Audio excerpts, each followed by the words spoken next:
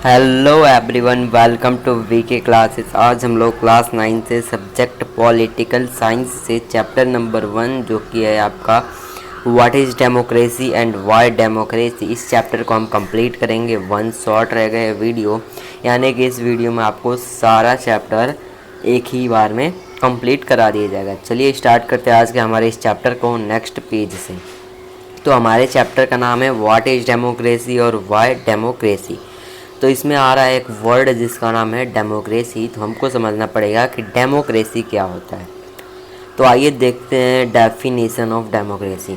तो डेमोक्रेसी एक गवर्नमेंट का ऐसा फॉर्म होता है जहाँ पे लोगों के चॉइस के द्वारा रूलर चुना जाता है, यानी जो पीपल्स होते हैं ना उस कंट्री के, वही रूलर को चूज करते हैं। रूलर कौन होता है? जो पूरे देश पे राज करता है उसे हम बोलते हैं रूलर।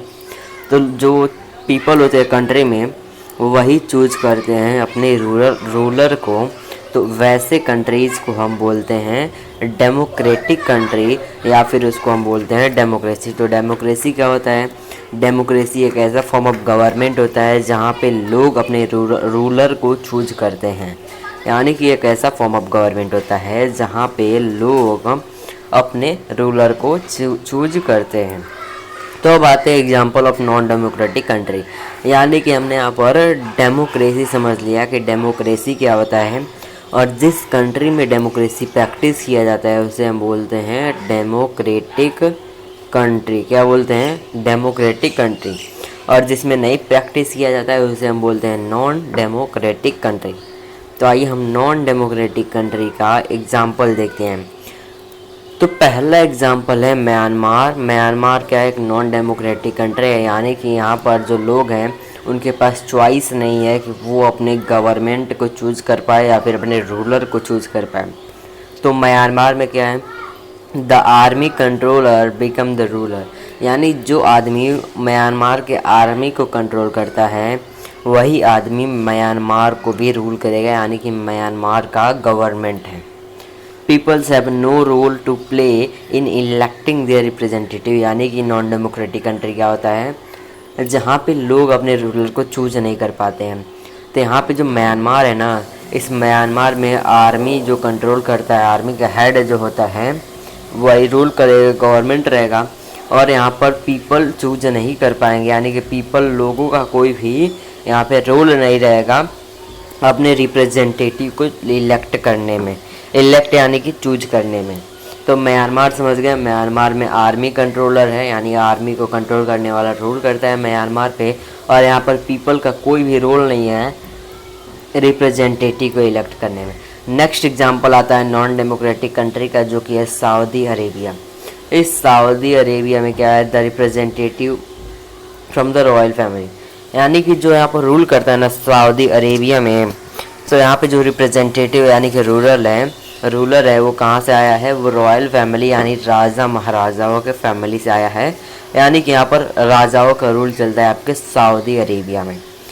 तो हमने यहाँ पर दो एग्जांपल देखे किसके? नॉन डेमोक्रेटिक कंट्री का। तो पहला है म्यांमार, दूसरा है सऊदी अरेबिया। तो हमने यहाँ पर टॉपिक ख़त्म कर दिया क्या? What is democracy. इसमें क्या देखा कि क्या होता है डेफिनेशन? डेमोक्रेसी एक ऐसा कंट्री होता है जहाँ पे एक ऐसा फॉर्म ऑफ गवर्नमेंट होता है जहाँ पे लोगों के पास राइट होता है कि वो अपने रूलर को चूज कर पाए। और नॉन डेमोक्रेटिक कंट्री यानी कि जहाँ पे लोगों के पास राइट नहीं होता है कि वो अपने रूलर को चूज कर पाए। और नॉन डेमोक्रेटिक कंट्री का एग्जांपल है म्यांमार, जहाँ पे जो आर्मी को कंट्रोल करता है वही वहाँ के लोग रूल करता है, और वहाँ पे जो लोग होते हैं वो कोई भी रोल नहीं प्ले करते हैं अपने रिप्रेजेंटेटिव को इलेक्ट करने के लिए, यानी कि अपने रूलर को इलेक्ट करने के लिए। नेक्स्ट आ जाता है सऊदी अरेबिया। देखा हमने सऊदी अरेबिया में रॉयल फैमिली से उनका रिप्रेजेंटेटिव आता है। तो हमने यहाँ पर व्हाट इज़ डेमोक्रेसी कंप्लीट कर लिया। अब आते हैं फीचर्स ऑफ डेमोक्रेसी, यानी डेमोक्रेसी का क्या क्या फीचर्स हैं। तो मेनली क्या है? फ्यू क्वेश्चंस ऑफ डेमोक्रेसी, यानी क्या क्या कुछ क्वेश्चंस है डेमोक्रेसी का। तो आइए इनको देख लेते हैं। इस जब हम इतना सब कुछ पढ़ेंगे ना, सारा फीचर्स ऑफ डेमोक्रेसी वाले टॉपिक में आएगा। तो आइए स्टार्ट करते हैं। पहला क्वेश्चन क्या है? Who are going to be elected, यानी कौन जा रहा है चूज करने एज रूलर को what kind of decision need to be taken by the non elected officials है। यानी इस पॉइंट में बताया जा रहा है कि कौन जा रहा है रूलर को चूज यानी इलेक्ट करने, और कैसा डिसीजन नॉन इलेक्टेड ऑफिशियल्स जो हैं यानी कि जिनको चूज नहीं किया गया है वो टेक करेंगे यानी वो लेंगे। यानी पहले पॉइंट में आपको बताया जा रहा है कि कौन जाएगा अपने इलेक्ट करने रूलर को, और जो नॉन इलेक्टेड ऑफिशियल्स है वो कैसा डिसीजन लेंगे, वही आपको क्वेश्चन आ रहा है। दूसरा आता है what kind of election constitute a democratic country, यानी कि कैसे इलेक्शन होने चाहिए जो कि एक डेमोक्रेटिक कंट्री बनाते हैं। Who are the people who can elect the ruler और गेट इलेक्टेड एज रूलर, कौन वो पीपल हैं जो इलेक्ट करते हैं रूलर को और इलेक्टेड भी होते हैं यानी कि रूलर के जैसा इलेक्ट हो जाते हैं। कौन ऐसे पीपल हैं? Should this include every citizens on an equal basis, इसमें इस जो आपका क्वेश्चन है इसमें सारे सिटीजन यानी जो भी नागरिक है देश के उनको इक्वल बेसिस दिया जाएगा। Can a democracy deny some citizen this right, क्या डेमोक्रेसी कुछ लोगों को ये राइट नहीं देगा। यानी कि थर्ड क्वेश्चन में पूछा जा रहा है कि कौन से लोग हैं जो कि इलेक्ट करेंगे रूलर को या फिर रूलर जैसा इलेक्ट होंगे, ये उन सारे सिटीजन को इक्वल बेसिस देगा या फिर डिनाई कर देगा कुछ सिटीजन को ये राइट देने में। नेक्स्ट क्वेश्चन आता है what is the form of democratic government, यानी डेमोक्रेटिक गवर्नमेंट का क्या फॉर्म है। What is the limitation and freedom of a decision making by the representative who is elected, यानी कि क्या क्या लिमिटेशन है, क्या क्या उसका लिमिट है, और फ्रीडम डिसीजन मेकिंग में जो फ्रीडम है रिप्रेजेंटेटिव इलेक्टेड को, यानी कि जो इलेक्ट हुआ है ना रिप्रेजेंटेटिव उसको क्या क्या फ्रीडम है कि कौन कौन सा वो डिसीजन ले सकता है, वो आपका है ये वाला क्वेश्चन। यानी कि डेमोक्रेटिक गवर्नमेंट कैसा फॉर्म है, किस फॉर्म की गवर्नमेंट है, और क्या क्या लिमिटेशंस है उस इलेक्टेड बॉडी पे, और उसको क्या क्या फ्रीडम दिया गया है डिसीजन मेकिंग के मामले में। It is necessary for a democracy to respect some citizen of some right of the citizen, ये क्या है ज़रूरी है डेमोक्रेसी के लिए कि कुछ सिटीजन के राइट को रिस्पेक्ट करे, क्या करे, यानी जो लोग होंगे ना उनके कुछ राइट्स हैं उन राइट्स को रिस्पेक्ट करना चाहिए, किसको, डेमोक्रेसी को। यानी कि जो आपका डेमोक्रेसी है वो जो लोग हैं उनके राइट को रिस्पेक्ट यानी कि उसको अच्छे से देखना चाहिए, उसको नज़रअंदाज नहीं करना चाहिए। तो इसी में आता है फीचर्स ऑफ डेमोक्रेसी में major decision by the elected leader, यानी कि कौन कौन सा डिसीजन जो इलेक्ट हुआ है लीडर वो क्या क्या ले सकता है। अक्टूबर 1990 में आइए देखिए यहाँ पे अक्टूबर 1999 में पाकिस्तानी जनरल जिसका नाम था क्या, परवेज़ मुशर्रफ, क्या था, Parvez Musharraf lead the military and overthrew a democratic government, declare he is the chief executive, यानी कि अक्टूबर 1999 में पाकिस्तानी जनरल जिनका नाम था परवेज़ मुशर्रफ उसने मिलिट्री को लीड किया था और जो डेमोक्रेटिक गवर्नमेंट था उसको चीफ एग्जीक्यूटिव डिक्लेयर कर दिया था। क्या कर दिया था, डेमोक्रेटिक गवर्नमेंट को ओवरथ्रो करके चीफ एग्जीक्यूटिव डिक्लेयर कर दिया था। यानी कि अक्टूबर 1999 में पाकिस्तानी जनरल परवेज़ मुशर्रफ मिलिट्री को लीड कर रहा था और डेमोक्रेटिक गवर्नमेंट को चीफ एग्जीक्यूटिव को डिक्लेयर कर दिया था। 2002 में क्या हुआ था, डिज़ाइनेशन टू प्रेसिडेंट, यानी जो प्रेसिडेंट है वो डिज़ाइन होने लगे थे 2002 में। तो अगस्त 2002 में क्या हुआ था, एक लीगल फ्रेमवर्क ऑर्डर पास हुआ, started that the president can dismiss the national and provincial assembly. जो लीगल फ्रेमवर्क ऑर्डर था अगस्त 2002 में, इसने क्या किया था, प्रेसिडेंट को डिसमिस करने का पावर दे दिया गया था नेशनल और प्रोविंशियल असेंबलीज़ को। क्या स्टार्ट कर सकते थे प्रेसिडेंट और डिसमिस कर सकते थे नेशनल और प्रोविंशियल असेंबलीज़ को। नेक्स्ट आता है आपका क्या, आफ्टर इलेक्शन, यानी इलेक्शन के बाद elected candidate vested some power, the final power rested with military officers and general Musharraf, it shows that it is not a democratic country. यानी इलेक्शन के बाद जो इलेक्टेड कैंडिडेट से उनको क्या मिला था, सम पावर को क्या कर दिए थे, वो वेस्ट कर दिए थे, और जो फाइनल पावर जो बची हुई थी वो मिलिट्री ऑफिसर जनरल मुशर्रफ को दे दी गई थी। इसने क्या शो किया कि ये एक डेमोक्रेटिक कंट्री नहीं है, क्योंकि इसमें पावर्स को सिटीजन्स के बीच में नहीं बांटा जा रहा है। तो हमने यहाँ पर समझ लिया क्या क्या का डिसीजन ले सकता है elected leader, major decision by elected leader. तो हमने यहाँ पर एग्जांपल से समझा पाकिस्तान का, यानी अक्टूबर 1999 में पाकिस्तानी जनरल थे जिनका नाम था परवेज़ मुशर्रफ, जिसने मिलिट्री को लीड कर रहा था और डेमोक्रेटिक गवर्नमेंट को चीफ एग्जीक्यूटिव डिक्लेयर कर दिया था। तभी 2002 में जो प्रेसिडेंट डिज़ाइन होने लगे थे, तभी अगस्त 2002 में क्या हुआ था, एक लीगल फ्रेमवर्क ऑर्डर पास हो गया था जिसने प्रेसिडेंट को पावर दे दिया था कि वो नेशनल और प्रोविंशियल असेंबली को डिसमिस कर सकता है, और इलेक्शन के बाद जो इलेक्टेड कैंडिडेट थे वो कुछ पावर वेस्ट कर दिए थे, और जो फाइनल पावर बची हुई थी वो मिलिट्री ऑफिशियल्स और जनरल मुशर्रफ के बीच बांट दी गई, जो कि बताता है कि ये एक नॉन डेमोक्रेटिक कंट्री है, क्योंकि ये पावर जो थे ना वो पीपल्स के बीच में नहीं शेयर की गई। इसीलिए क्या है, शो कर रहा है कि ये एक नॉन डेमोक्रेटिक कंट्री है। तो हमने यहाँ तक अभी तक क्या वर्ड लिया, फीचर्स ऑफ डेमोक्रेटिक में, डेमोक्रेसी में पहला कुछ क्वेश्चंस पढ़ लिए, क्या क्या डेमोक्रेसी में क्वेश्चंस अराइज होते हैं और क्या डिसीजन इलेक्टेड लीडर ले सकता है। हम सब ये फीचर ही पढ़ रहे। फीचर्स अगर आपके एग्ज़ाम में आता है तो यही आप लिखेंगे पॉइंट, यानी पहला हेडिंग डालेंगे फ्यू क्वेश्चंस ऑफ डेमोक्रेसी, और उसके बाद इन पॉइंट्स को आप लिख देंगे। दूसरा आपको ये डालना है हेडिंग और इसको लिख देना है। समझ में आया? इस एग्जाम्पल में आपको कुछ भी स्किप नहीं करना है, इसमें आप कुछ स्किप कर भी सकते हैं। नेक्स्ट आता है free and fair electoral competition, यानी कि जो इलेक्शंस होते हैं ना वो एकदम फ्री एंड फेयर होते हैं, यानी कि इसमें एक भी पैसा सिटीजन्स के नहीं लगते हैं। किसके? सिटीजन्स के नहीं लगते हैं। चाइना की बात करते हैं, यानी आपके एनसीईआरटी में ना बहुत ही ज़्यादा एग्जाम्पल दे के समझाया है, तो इसलिए ज़्यादा से ज़्यादा एग्जाम्पल ही आपको दिख रहे हैं नोट्स में। तो चाइना की बात करते हैं, to elect a member for the country's parliament called Quanguo Renmin Daibiao दी हुई।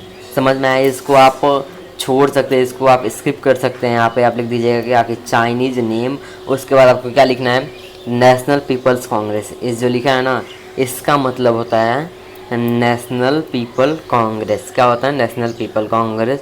Election is held every 5 year, यानी कि इस एग्जाम्पल में क्या बताया जा रहा है, जो चाइना है ना वहाँ पे मेंबर्स को इलेक्ट करने के लिए जो कंट्री का पार्लियामेंट है जिसको बोलते हैं नेशनल पीपल्स कांग्रेस, वो हमेशा 5 साल पर क्या कराता है, इलेक्शन करवाता है। यानी चाइना में लोगों को यानी मेंबर्स को इलेक्ट करने के लिए चाइना का पार्लियामेंट नेशनल पीपल्स कांग्रेस हर 5 साल पे क्या कराता है, इलेक्शन कराता है। Candidate needs to be member of Chinese Communist Party or 8 of the allies to contest election in 2002-2003। यानी जो कैंडिडेट होते हैं ना इलेक्शन में खड़ा होते हैं, जो कि मेंबर होते हैं उसके चाइनीज़ कम्युनिस्ट पार्टी के, या फिर 8 ऑफ इट्स एलाई, यानी उसके जो एलाइज होते हैं, जो इस कम्युनिस्ट पार्टी है इसके 8 एलाइज जो कैंडिडेट होते हैं, यानी मेंबर होते हैं। कैंडिडेट को क्या चाहिए, या फिर मेंबर जो कि कम्युनिस्ट पार्टी के होते हैं, चाइनीज़ कम्युनिस्ट पार्टी, या फिर 8 अलाइज के, या फिर चाइना के 8 अलाइज के होते हैं। ये क्या करते हैं, जो कैंडिडेट होते हैं क्या करते हैं, इलेक्शन को कंटेस्ट करते हैं 2002 और 2003 में।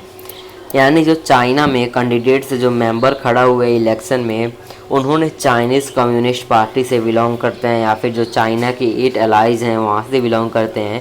ये कैंडिडेट क्या करते हैं, इलेक्शन को कंटेस्ट करते हैं 2002 यानी 2002 में और 2003 में।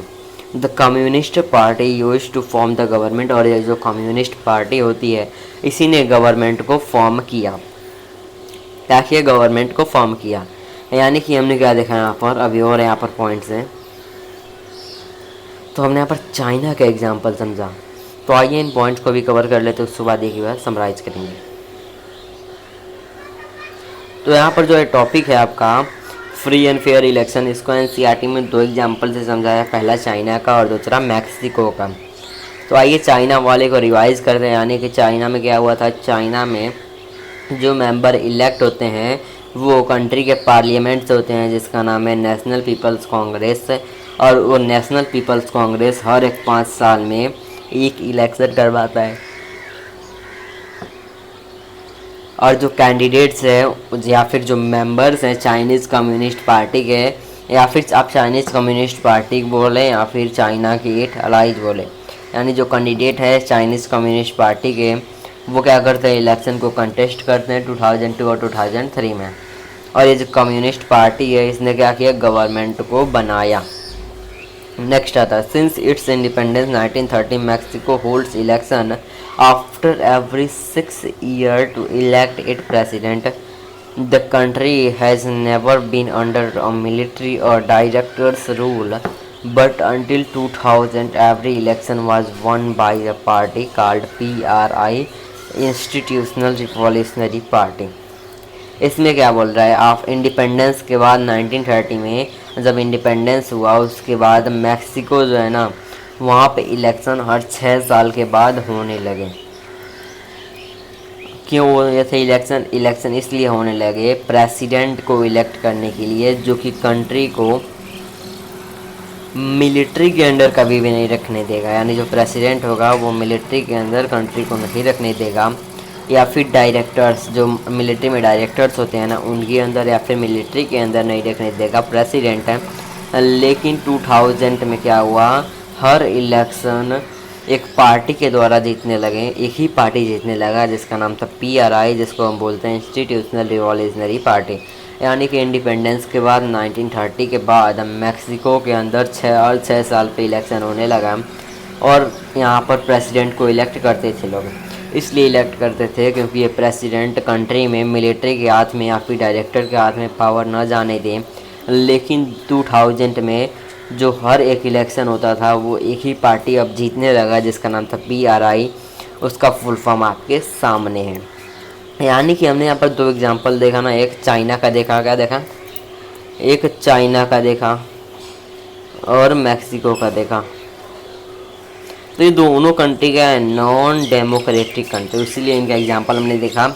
और एग्जांपल ऑफ डेमोक्रेटिक कंट्री क्या मिल जाएगा, India and the United state. यानी कि जो US है और इंडिया है ये एक डेमोक्रेटिक कंट्री के एग्जांपल हैं।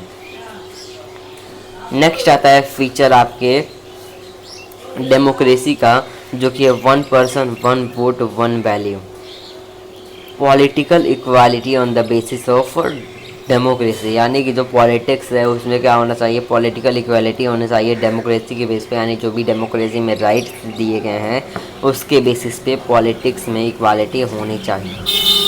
Few instances where equal rights are denied have been observed. Until 2015 in Saudi Arabia, women did not have the right to vote. यानी कि कुछ इंस्टेंसेस थे जो कि इक्वल राइट्स के ऊपर थे। यानी कि कुछ ऐसे कंट्रीज़ थे जो कि इक्वल राइट्स नहीं दे रहे थे या फिर डिनाई कर रहे थे। जैसे कि 2015 में जो सऊदी अरेबिया था वहाँ पे वुमेन्स को राइट नहीं था कि राइट टू वोट उनके पास नहीं था। इस्टोनिया में क्या था, इस्टोनिया में जो सिटीजन्स रूल कर रहे थे made its very much difficult for people from Russian minorities to gain the right to vote. जो इस्टोनिया है ना वहाँ पे जो सिटीजन्स हैं उनका बहुत ही डिफ़िकल्टीज़ होती थी रशियन माइनॉरिटीज़ से राइट टू वोट लेने के लिए, यानी गेन करने के लिए। क्या था, जो इस्टोनिया है वहाँ पे सिटीजन्स रूल करते थे। जो सिटीजन्स रूल था ना वही सिटीजन्स रूल एक ऐसा डिफ़िकल्ट सिचुएशन किया वहाँ के पीपल्स के लिए, इस्टोनिया के पीपल्स के लिए, जो कि रशियन माइनॉरिटीज़ से था। क्या हुआ था रशियन माइनॉरिटीज़ के साथ कि जो थे ना रशियन माइनॉरिटीज़ वो इनको राइट राइट टू वोट का पावर नहीं दे रहे थे, यानी कि ये ना राइट टू वोट का पावर लेने में बहुत ही डिफ़िकल्टी फेस किए थे। कौन? इस्टोनिया के पीपल। फिजी में क्या हुआ था, जो इलेक्टोरल सिस्टम था वो बहुत ही इंडिजीनियस फिजी था देन इंडियन फिजी, यानी कि इंडिया से बहुत ही ज़्यादा बाहरी था इंडिया के फिजियन से। These are the some examples which contradict on the basis of democracy where the adult citizens must have one vote with equal value। ये कुछ एग्जाम्पल है जो कि कॉन्ट्रडिक्ट करते हैं, यानी कि कॉन्ट्रडिक्शन बनाते हैं कि डेमोक्रेसी के बेसिस पे कुछ एडल्ट डेमोक्रेसी के बेसिस पे जहाँ पे कुछ एडल्ट सिटीजन के पास वन वोट इक्वल वैल्यू के साथ क्या है, राइट है, देते हैं। यानी कि हमने क्या देखा कि पॉलिटिक्स में इक्वालिटी होनी चाहिए डेमोक्रेसी के बेसिस पे, यानी कि कुछ सिचुएशन में इक्वल राइट नहीं दिया जाता है कुछ कंट्रीज़ में, जैसे कि सऊदी अरेबिया में वुमेंस को राइट टू वोट नहीं है। इस्टोनिया में जो सिटीजन्स रूल चलता है वो बहुत ही डिफ़िकल्ट बना दिया था उनके पीपल्स के लिए, जो कि रसियन माइनॉरिटीज़ से था। इसलिए डिफ़िकल्टी था क्योंकि उनको राइट टू वोट का पावर लेने में बहुत ही कठिनाइयाँ हुई या फिर डिफ़िकल्टी हुई। फिजी का इलेक्टोरल सिस्टम इंडियन फिजियन से बहुत ही ज़्यादा डिफरेंट है। यही कुछ एग्जांपल्स हैं जो कि डेमोक्रेसी के बेसिस पे है, जहाँ पे कुछ एडल्ट सिटीजन्स उनके पास क्या है, वन वोट और इक्वल वैल्यू के साथ रूल ऑफ लॉ और एंड रिस्पेक्ट फॉर राइट्स। ये आपका आता है टॉपिक नेक्स्ट, यानी फीचर्स में। व्हाट इज़ डेमोक्रेसी में आपको सिर्फ और सिर्फ डेमोक्रेसी का मीनिंग समझना है और फीचर्स देखना है डेमोक्रेसी का। क्या है यहाँ पर, rule of law and respect for right. तो 1980 में जिम्बाब्वे क्या किया, इंडिपेंडेंस लिया, और वहाँ का लीडर कौन था, रॉबर्ट मुगाबे, जानू पीएफ पार्टी, यानी कि जो जिम्बाब्वे था वो 1980 में किया गया था। अरे यार दिमाग ख़राब होता है, क्यों? क्योंकि बहुत ही ज़्यादा एनसीईआरटी में क्या दिया है, एग्जाम्पल्स दिया है, तो आपको बहुत ही ज़्यादा डिफ़िकल्टी होती है। यहाँ पे अगर डायरेक्ट बता देता तो बच्चे कंफ्यूज नहीं होते। 1980 में जिम्बाब्वे क्या लिया था, इंडिपेंडेंस लिया था, जहाँ पे लीडर रॉबर्ट मुगाबे जो कि जानू पीएफ पार्टी से थे, और जो रॉबर्ट मुगाबे थे ना, वो क्या किए थे, फ्रीडम स्ट्रगल लड़े थे कंट्रीज़ के रूल के लिए, यानी जो कंट्रीज़ को रूल करते थे। हमने इस पॉइंट में क्या देखा कि 1918 में जिम्बाब्वे ने इंडिपेंडेंस लिया, जहाँ पे लीडर थे रॉबर्ट मुगाबे जानू पीएफ पार्टी के, जहाँ पे क्या हुआ था, फ्रीडम स्ट्रगल क्या किया था, लड़ किए थे कौन, रॉबर्ट मुगाबे। रूल कंट्री को रूल भी करते थे वही कौन, रॉबर्ट मुगाबे ही रूल करते थे। प्रेसिडेंट जो थे Mugabe used malpractices in election, so ZANU PF always one, यानी कि कुछ गलत तरीके यूज़ करते थे प्रेसिडेंट मुगाबे, इसलिए जो जानू पीएफ पार्टी थी वो हमेशा ही जीतती थी। Only the verdicts of the ruling party were presented by TV and radio, so since a law existed that restricted the right to criticize the president, यानी कि एक ही रूलिंग पार्टी हमेशा जीत रही थी और ये टीवी में रेडियोज में क्या हुआ था, प्रदर्शन किया जा रहा था। यानी कि मेनली इस पॉइंट का मतलब क्या हुआ, ये बार और रिपीट करते हैं। इसका मतलब हुआ कि एक ही पार्टी हर बार जीत रही है अगर इलेक्शन में, तो उसको टीवी और रेडियो में क्या किया था, प्रदर्शित किया गया।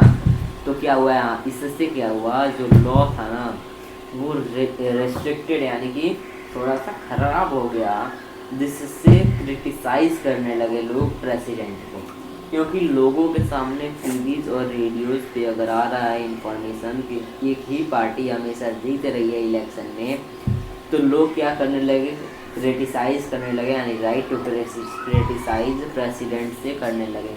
समझ में आ गया इतना। नेक्स्ट आता है harassment was done to independence journalist who talked against the government, जो गवर्नमेंट के अगेंस्ट टॉक करता था उसके साथ हरासमेंट, यानी कि हरास किया जाता है उसको, यानी कि उसको सजा दी जाती है।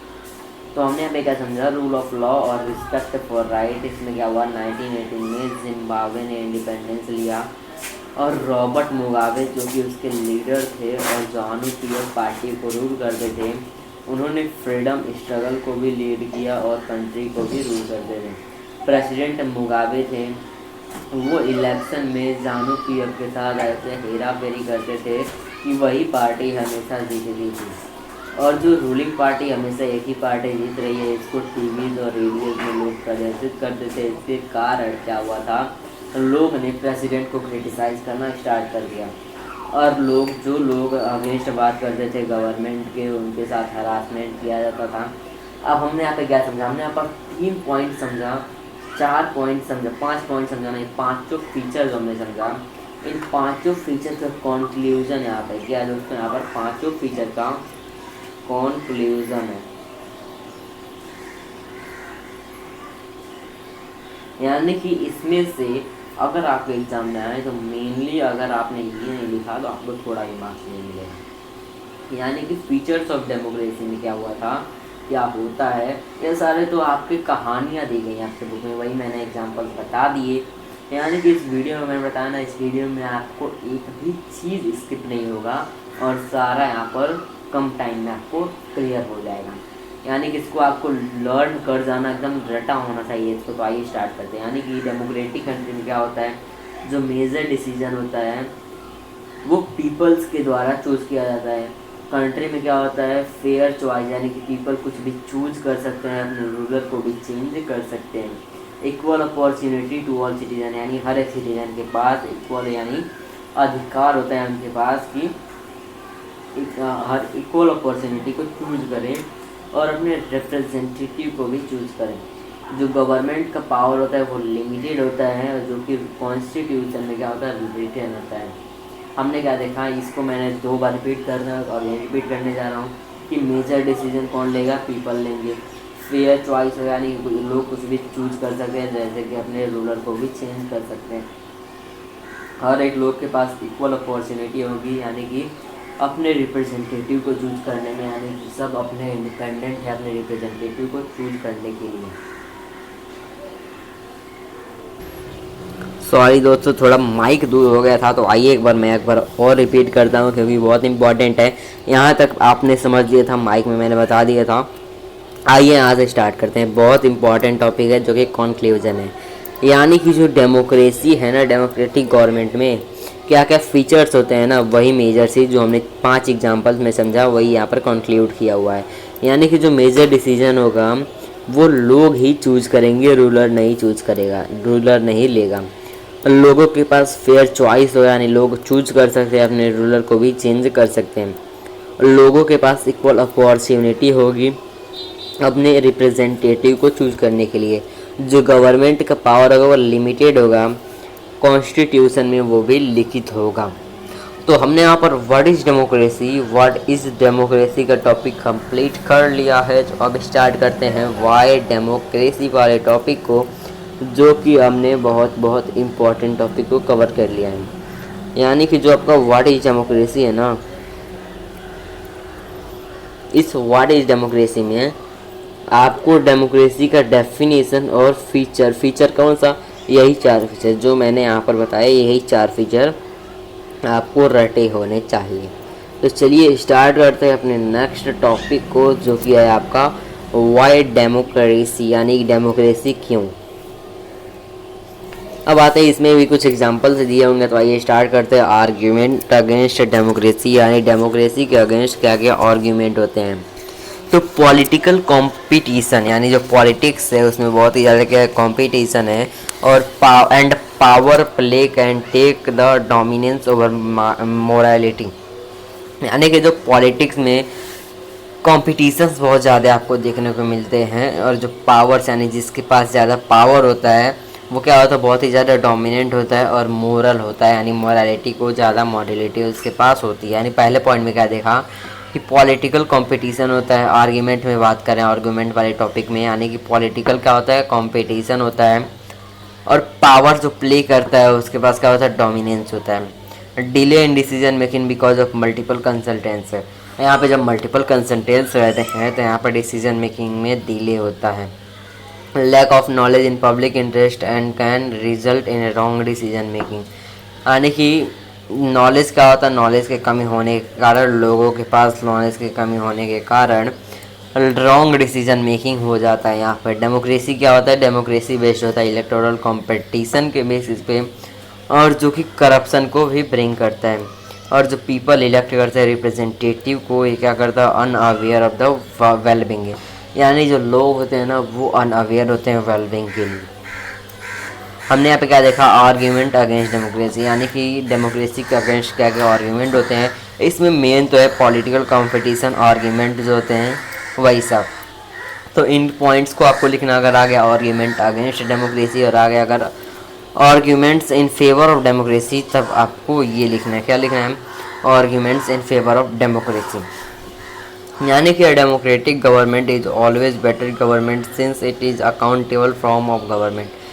जो डेमोक्रेटिक गवर्नमेंट होता है ना वो हमेशा बेटर गवर्नमेंट होता है, इसलिए क्या होता है, एक अकाउंटेबल फॉर्म ऑफ गवर्नमेंट होता है।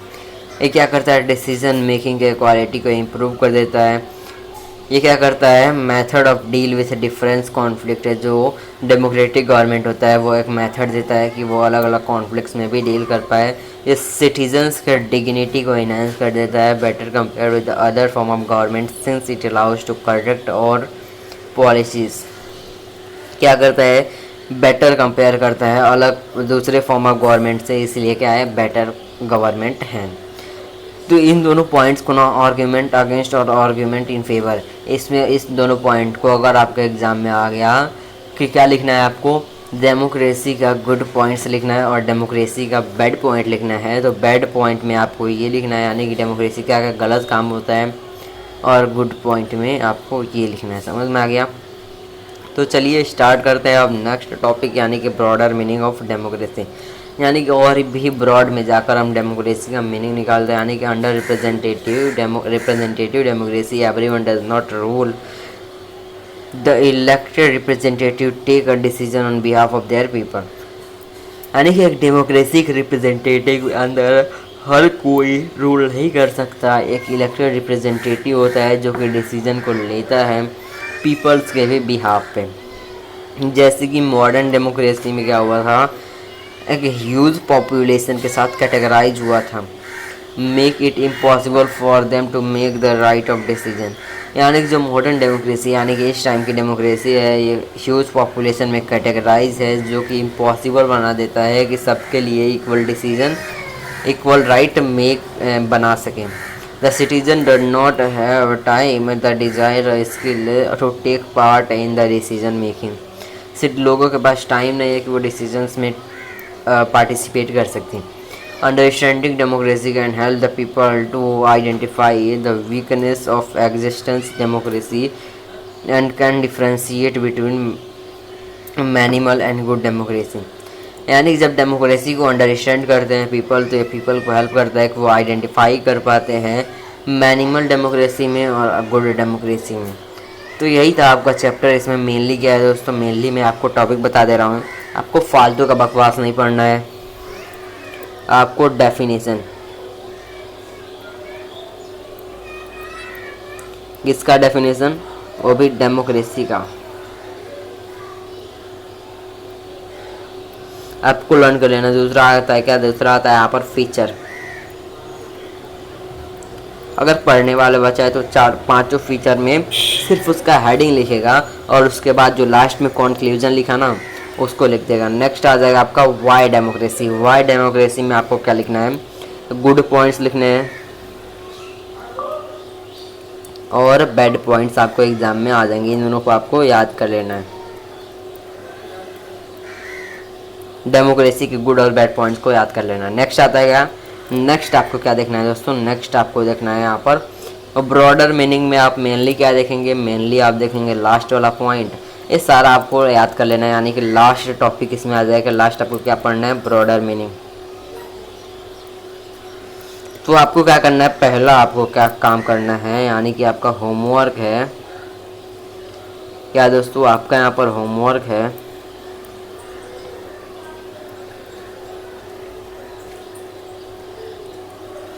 आपका होमवर्क है पहले तो सारा नोट्स बनाएंगे।